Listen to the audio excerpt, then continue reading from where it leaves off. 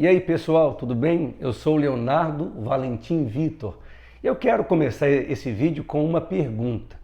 Você já teve dúvidas ao ler a Bíblia? Ou tentar estudar uma passagem, você falou assim, meu Deus, eu não estou entendendo nada. Eu tenho certeza que você já passou por isso. Então fica comigo, porque no vídeo de hoje eu vou te ensinar como estudar a Bíblia. E eu quero começar com você pelo Antigo Testamento. É o seguinte, uma diquinha muito simples que eu aprendi nesses anos estudando e dando aula, que o Antigo Testamento pode ser dividido em 5 blocos de livro. Fazendo assim, você vai entender cada bloco, o que cada bloco fala e como interpretar cada bloco. Exemplo, você sabia que os primeiros 5 livros da Bíblia se chama Pentateuco ou Torá? Esses 5 primeiros livros da Bíblia, você tem Gênesis, Êxodo, Levítico, Número e Deuteronômio. Esses 5 livros, quando você vai ler e estudar, você tem que entender, é a Torá. Bom, o que é a Torá? São livros da lei. Tudo que diz respeito à lei civil, moral, cerimonial, estão todos dentro desses livros. E você tem que saber e também que esses 5 primeiros livros da Bíblia fala de criação, fala de pecado, mas também fala da história de Deus sendo contada na história da família e da vida de Abraão. Então fique comigo e agora o segundo. Olha que interessante. O segundo bloco nós chamamos de livros históricos, que vai de Josué até Esther. Esta é a maior parte do Antigo Testamento. Você sabia que mostra o início do povo entrando na Terra Prometida e termina com o reino dividido? E tem um outro ponto muito interessante que você também precisa saber quando lê os livros históricos. Você tem uma mudança de governo. Você tem, a princípio, um governo teocrático. O que é isso? É quando Deus governa.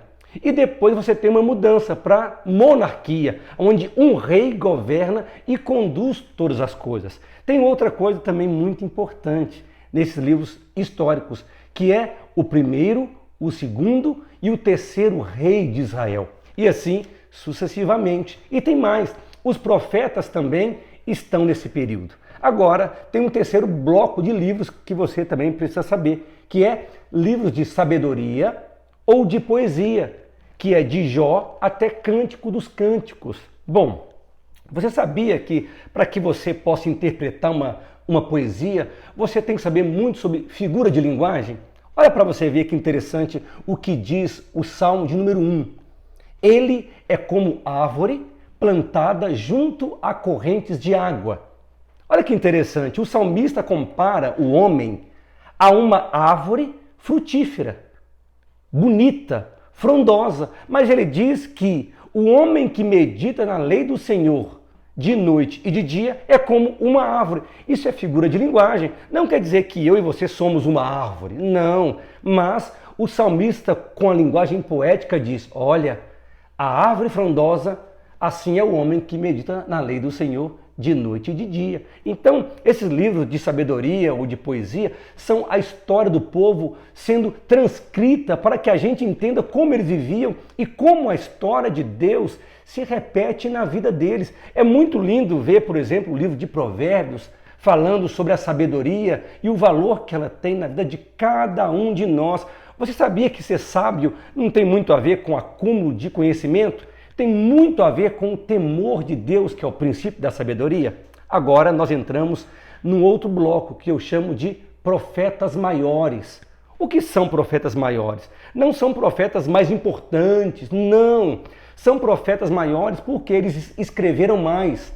Os seus livros são mais extensos, vai de Isaías até Daniel. Esses livros têm profecias mais abrangentes, alcançam até o Novo Testamento. Entre esses profetas maiores, temos várias profecias messiânicas.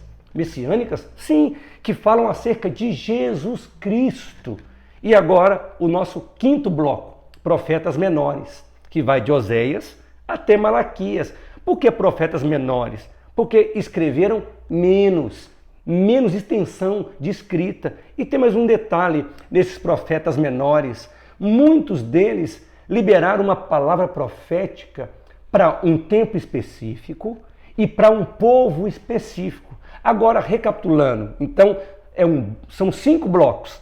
Pentateuco, repete aí comigo. Pentateuco, livros históricos, poesia e sabedoria, profetas maiores e profetas menores. Agora deixa eu deixar aqui um gostinho de quero mais para você.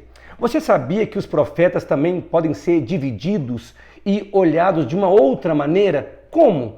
Profetas pré-exílicos, exílicos e pós-exílicos. Agora, esse assunto para um outro vídeo, é claro, não é verdade? Então curte aí, divulgue esse vídeo e um grande abraço. Até o próximo vídeo, viu?